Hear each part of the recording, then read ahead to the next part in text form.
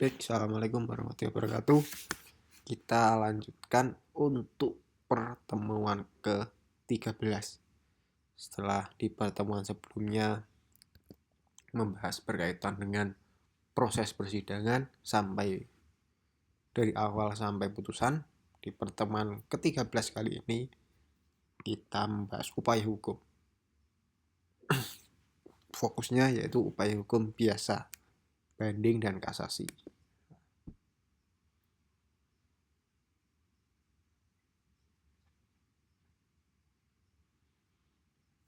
Selanjutnya, setelah putusan pengadilan di pertemuan 12 kemarin, saya sampaikan, jadi setelah hakim memutus membacakan putusan, maka ditanyakan kedua belah pihak, apakah dari JPU ingin mengajukan upaya hukum, ataukah dari pihak terdakwa diwakili penasihat hukumnya mengajukan upaya hukum.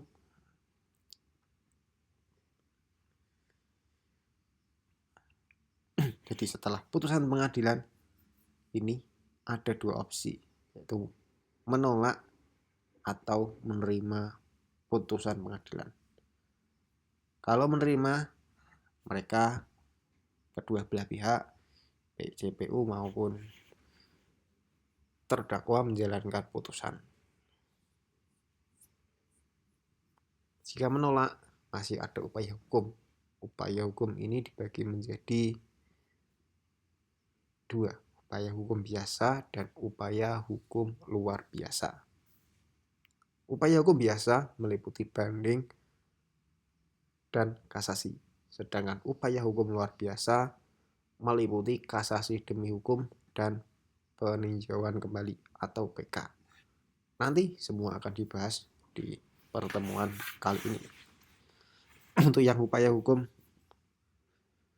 luar biasa di pertemuan 14 dan putusan pengadilan yang menerima dan menjalankan putusan ada di pertemuan ke-15 atau pertemuan terakhir.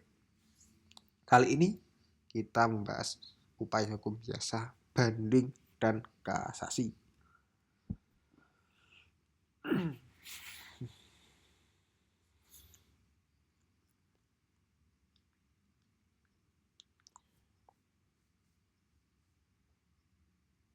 Apa itu upaya hukum? Upaya hukum adalah hak yang diberikan kepada para pihak terdakwa atau penasihat hukum, jaksa, penuntut umum, atau pihak lain yang berkepentingan untuk meminta pemeriksaan ulang atas suatu putusan pengadilan. Apabila putusan tersebut terdapat kekeliruan dalam menerapkan hukum, pertimbangan yuridis, atau pelanggaran prosedural.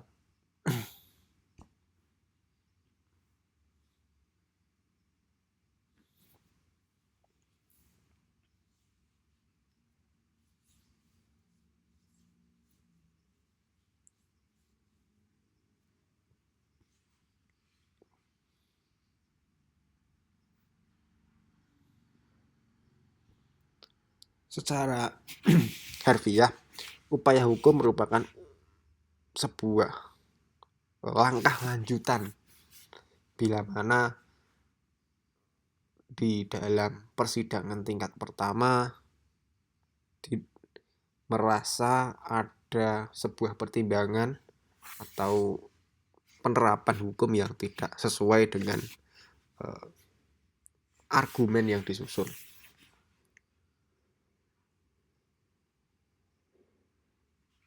Jadi meskipun nanti di tingkat pertama katakanlah JPU atau penasihat hukum kalah, nah masih ada upaya hukum tingkat banding. Banding adalah upaya hukum biasa yang diajukan oleh pihak yang tidak menerima putusan pengadilan tingkat pertama, baik oleh jaksa penuntut umum maupun penasihat hukum terdakwa, guna meminta pemeriksaan ulang atas perkara di tingkat pengadilan tinggi. Banding merupakan pemeriksaan ulang judicial fakta atau judicial fakti, yakni memeriksa kembali fakta dan alat bukti serta saksi. Jadi pengadilan tingkat pertama yaitu di pengadilan negeri, tingkat kota atau kabupaten. Persidangan pertama dilakukan di pengadilan negeri tingkat kabupaten atau kota. Ketika banding naik ke pengadilan tinggi. Pengadilan tinggi berada di ibu kota provinsi dan pengadilan tinggi ini membawai satu provinsi. Pasti sudah paham lah, di pertemuan pidana kemarin sudah dibahas di materi hukum pidana. Ini saya mengulang aja. Dasar hukumnya di pasal 87 KUHP mengatur bahwa banding tidak dapat diajukan terhadap putusan onslak, putusan bebas karena bukan tindak pidana, putusan dalam acara cepat khususnya tilang atau pelanggaran lalu lintas itu tidak bisa banding, dan tindak pidana ringan yang tidak disertai perampasan kemerdekaan.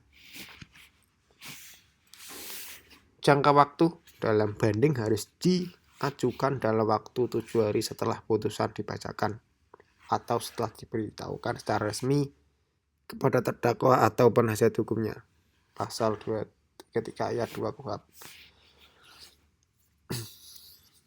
Dalam hal ini, setelah putusan dibacakan, maka baik itu penasihat hukum atau JPU mempunyai waktu 7 hari untuk melakukan upaya hukum banding.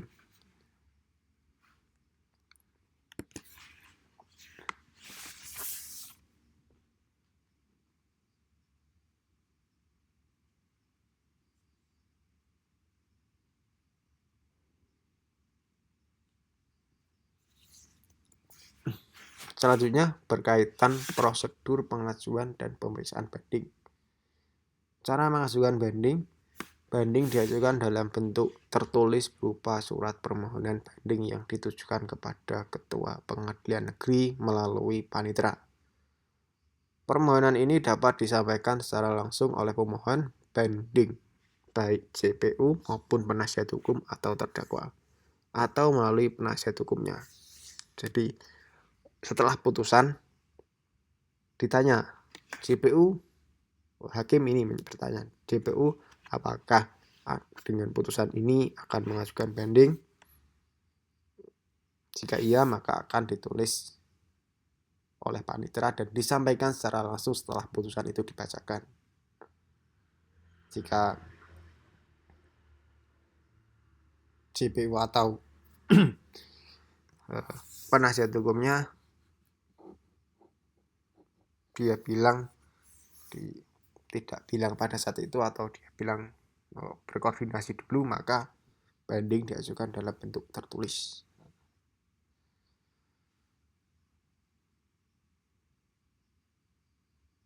Untuk pencabutan permohonan banding dilakukan secara tertulis dan disampaikan kepada pengadilan yang menerima permohonan banding. Jadi setelah banding didaftarkan atau sebelum didaftarkan juga bisa dicabut untuk permohonan banding.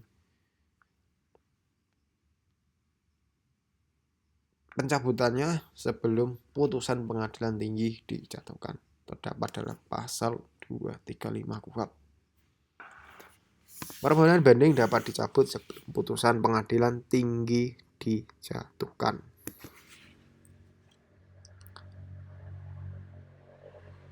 Putusan yang tidak dapat diajukan banding atau banding tidak dapat ditempuh. Dasarnya di pasal 67 KUHP menyatakan banding tidak dapat diajukan terhadap putusan bebas. Putusan bebas tidak dapat dilakukan banding, tapi langsung ke kasasi oleh JPU. Putusan lepas dari segala tuntutan hukum atau outselak, putusan dalam acara pemeriksaan cepat, tilang dan pelanggaran ringan itu tidak bisa diajukan banding. Misal nih, ketilang kena 500.000 misal, itu tidak bisa banding itu karena acara pemeriksaan cepat.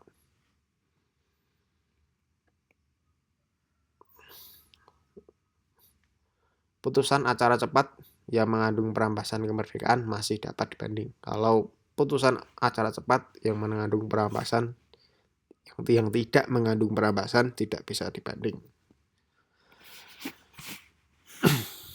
Pemeriksaan di tingkat banding dilakukan oleh Majelis Hakim Tinggi yang berjumlah 3 orang. Pasal 236 KUHP. Pemeriksaan dilakukan berdasarkan berkas perkara yang telah diperiksa di pengadilan tingkat pertama. Namun, jika dianggap perlu, saksi-saksi dan terdakwa dapat dihadirkan kembali untuk diperiksa ulang oleh Majelis Hakim Tinggi. Hal ini dimaksudkan untuk memperjelas fakta hukum atau bukti yang belum cukup pada pemeriksaan sebelumnya.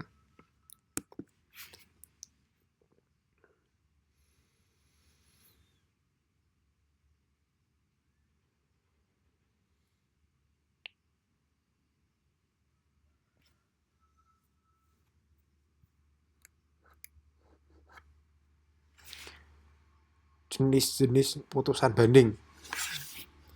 Dalam banding, setelah hakim tinggi memeriksa, dapat menjatuhkan salah satu dari jenis 3 putusan. Yang pertama yaitu putusan menguatkan putusan pengadilan negeri atau pengadilan tingkat pertama. Jadi menguatkan, banding malah menguatkan putusan. Yang kedua mengubah putusan, baik dari sisi alasan hukum maupun berat ringannya pidana. Ketiga yaitu membatalkan putusan dan dapat memutus sendiri, menjatuhkan putusan baru sesuai hasil pemeriksaan. Jadi diingat putusan banding ada 3, yaitu menguatkan, mengubah putusan, dan membatalkan putusan. Ini di tingkat banding.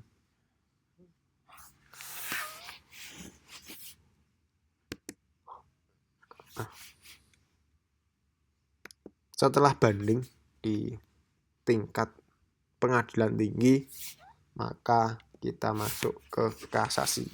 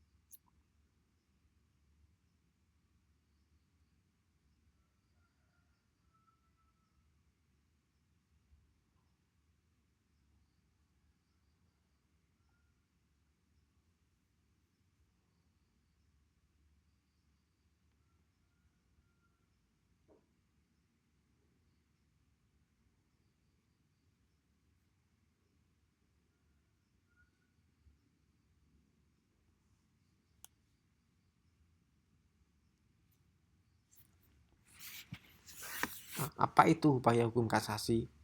Kasasi merupakan upaya hukum biasa yang diajukan kepada Mahkamah Agung untuk memeriksa apakah suatu putusan pengadilan telah benar menerapkan hukum.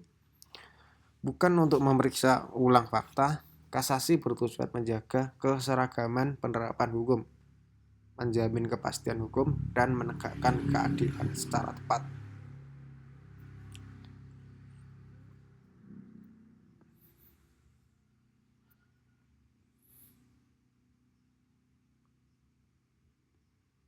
Dasar hukum kasasi terdapat dalam pasal 244 KUHP terhadap putusan pengadilan tingkat banding yang bukan merupakan putusan bebas atau lepas dari segala tuntutan hukum. Terdakwa atau penuntut umum dapat mengajukan permohonan kasasi kepada Mahkamah Agung. Jadi kalau banding ke pengadilan tinggi, tingkat lanjutannya yaitu kasasi di Mahkamah Agung atau kepada Mahkamah Agung.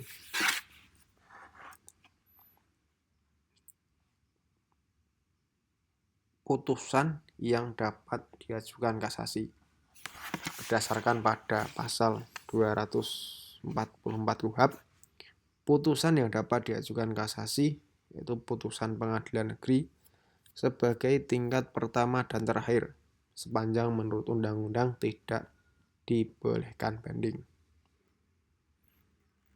Putusan pengadilan tinggi kecuali putusan yang membebaskan terdakwa dan melepas dari segala tuntutan atau konslak.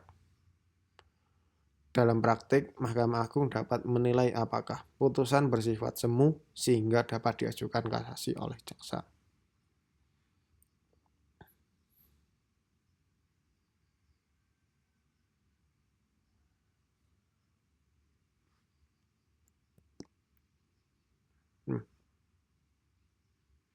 Pihak yang dapat mengajukan kasasi ada terdakwa, penasihat hukum,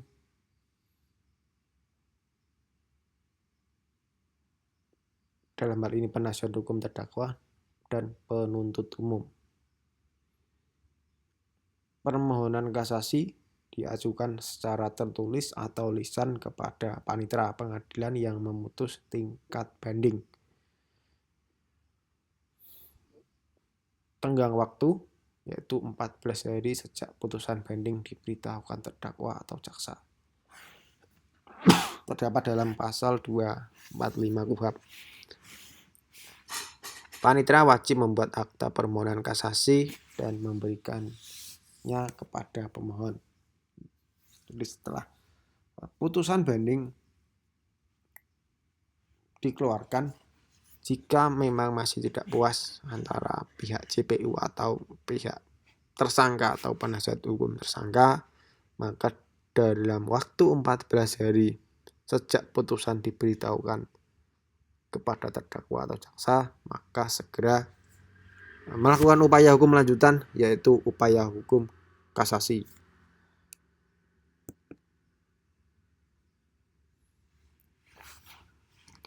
Dalam kasasi juga ada alur tahapannya.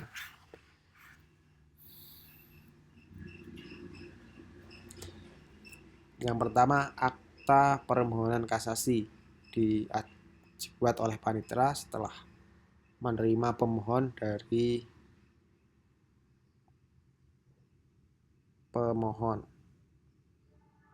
memberitahukan adanya permohonan kasasi diberikan kepada pihak lawan oleh panitera.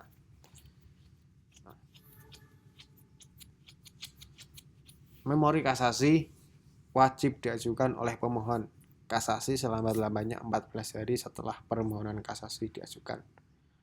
Memori kasasi ini diajukan oleh pemohon. Kalau JPU yang mengajukan atau jaksa ya yang membuat jaksa, tapi kalau yang mengajukan PH maka memori kasasi dibuat oleh penasihat hukum.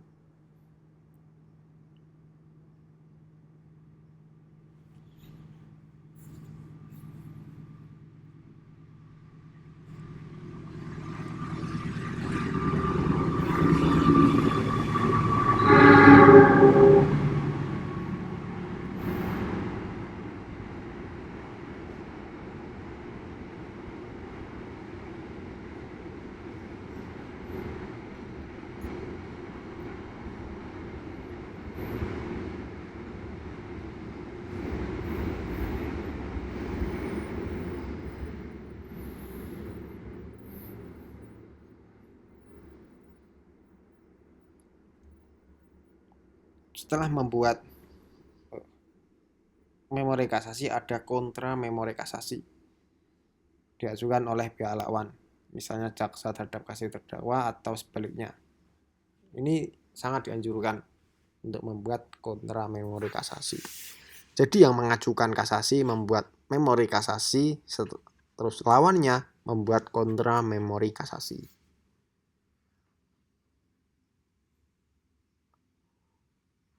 Berkaitan dengan tambahan memori atau kontra memori, ini diperbolehkan selama belum diperiksa oleh Mahkamah Agung. Dalam permohonan kasasi, panitera berkewajiban membantu para pemohon. Jika pemohon adalah terdakwa yang tidak memahami hukum, panitera wajib memberikan bantuan administratif dan penjelasan. Jadi dibantu dalam permohonan ini.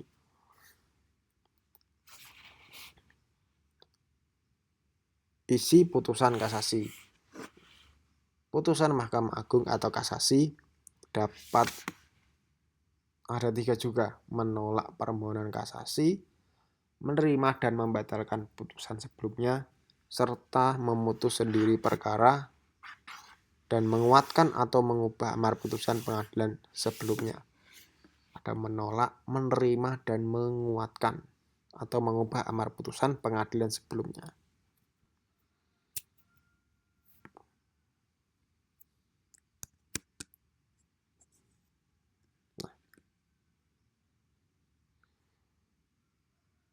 Dalam pemeriksaan kasasi, substansi yang diperiksa adalah 3 hal ini. Selain 3 hal ini, maka akan ditolak kasasi tersebut.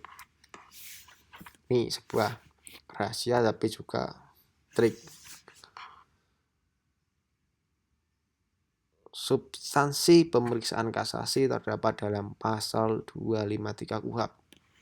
Mahkamah Agung hanya memeriksa dan memutus perkara kasasi dalam aspek hukum saja, bukan fakta. 3 poin utama yang menjadi dasar pertimbangan kasasi adalah: yang pertama, kesalahan dalam penerapan hukum. Maknanya, apakah suatu peraturan hukum sudah ditetapkan sebagaimana mestinya atau tidak diterapkan sebagaimana mestinya. Contoh, hakim keliru dalam menafsirkan pasal atau menyimpulkan unsur subjektif dan objektif dari suatu tindak pidana. Hakim tidak menggunakan dasar hukum yang tidak tepat terhadap dakwaan yang diajukan. Dari segi kesalahan dalam penerapan hukum, maka kasasi bisa diajukan.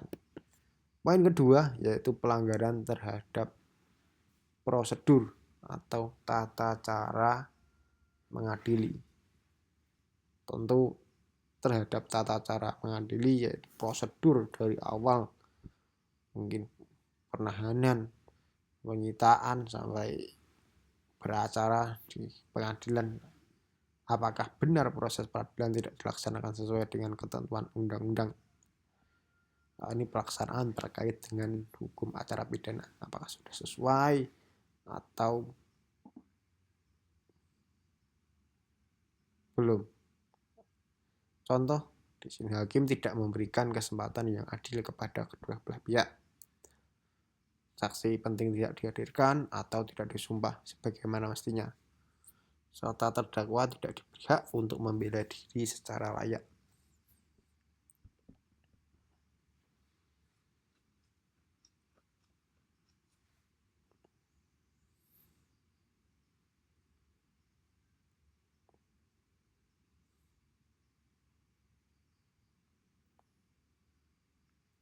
Poin ketiga yaitu melampaui kewenangan. Apakah benar pengadilan telah melampaui batas kewenangan yang diberikan oleh undang-undang? Contoh, pengadilan memerintahkan penyitaan, padahal seharusnya itu menjadi wewenang penyidik berdasarkan izin ketua pengadilan. Pengadilan mengambil keputusan atas hal yang tidak menjadi pokok perkara. Ini sudah tidak substansi lagi yang diperiksa. Ada 3, kesalahan dalam penerapan hukum, pelanggaran terhadap tata cara mengadili atau prosedur, dan 3, melampaui kewenangan. Jika terdapat di tingkat sebelumnya 3 ini terdapat celah atau tidak dilengkapi, maka kasasi dapat diajukan.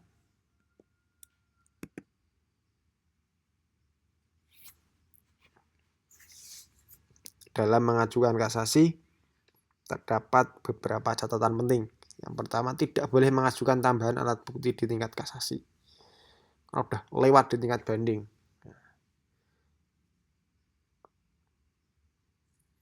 Dalam kasasi hanya fokus ke 3 poin tadi, tidak boleh mengomentari sah atau tidaknya alat bukti. Karena itu termasuk wilayah pembuktian fakta, bukan penerapan hukum. Tidak boleh mendapatkan fakta-fakta baru dalam memori kasasi. Kasasi hanya akan diperiksa jika menyangkut penerapan hukum, bukan soal kebenaran fakta. Difokus ke penerapan hukum. Kalau fakta-fakta bisa di tingkat pertama dan tingkat banding. Majelis Hakim Kasasi tidak memeriksa fakta, melainkan hanya menilai apakah pengadilan sebelumnya telah menerapkan hukum dengan benar berdasarkan doktrin, jurisprudensi, dan ketentuan perundang-undangan lainnya.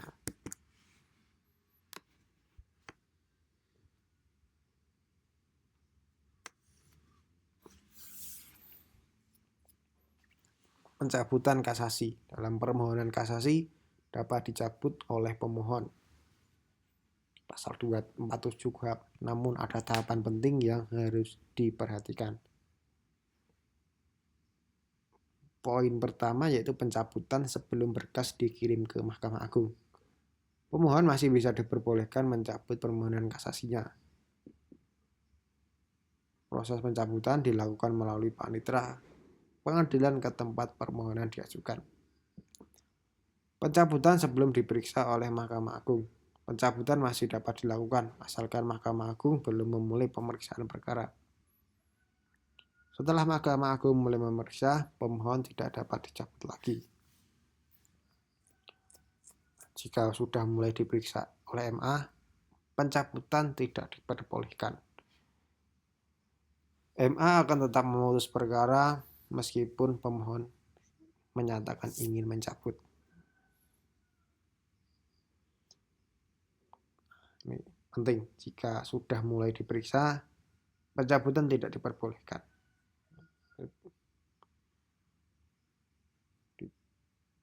Jadi pencabutan hanya sebelum berkas dikirim dan sebelum diperiksa oleh Mahkamah Agung. Ketika sudah diperiksa, tidak diperbolehkan dan MA akan tetap memutus perkara. Untuk biaya dibebankan kepada pemohon terlepas dari alasan pencabutan. Berkaitan dengan putusan kasasi ini adalah putusan yang bersifat final dan mengikat. Tidak ada upaya hukum setelahnya. Putusan kasasi mengikat secara hukum, res judisia, dan memiliki kekuatan hukum tetap inkrah. Setelah diucapkan dengan inkrahnya, putusan kasasi dieksekusi. Putusan dapat dilakukan oleh jaksa. Jika terdakwa ditahan, maka penahanan berdasarkan putusan tersebut bisa dilanjutkan atau disesuaikan. Biar lebih gampang, ini seperti slide-slide sebelumnya atau seperti materi sebelumnya, saya kasih tabel perbandingan biar tidak bingung teman-teman. Jadi prosesnya banding dulu baru ke kasasi. Tingkat pertama di sinilah banding baru kasasi. Dasar hukum di pasal 67 233 KUHP. Kalau kasasi pasal 2444 sampai 258 KUHP. Dalam hal banding untuk memeriksa pemeriksaan ulang terhadap fakta dan hukum. Dari segi kasasi yaitu menguji penerapan hukum oleh pengadilan tingkat pertama dan banding. Diajukan ke PN. Kalau kasasi diajukan ke Mahkamah Agung. Yang dapat mengajukan sama batas pengajuan 7 hari dan 14 hari. Memeriksa sama 3 orang hakim. Satu di pengadilan tinggi, satu di Mahkamah Agung. Objek yang diperiksa hampir seluruh perkara. Kalau di kasasi yaitu penerapan hukum saja. Kalau di banding perlu menghadirkan saksi, kalau di kasasi tidak boleh menghadirkan saksi. Pemeriksaan ulang. Nah, kalau putusan banding masih dapat kasasi atau belum final. Kalau kasasi sudah final dan mengikat, dan tidak ada upaya hukum lain. Sudah selesai. Oke, untuk pertemuan ke-13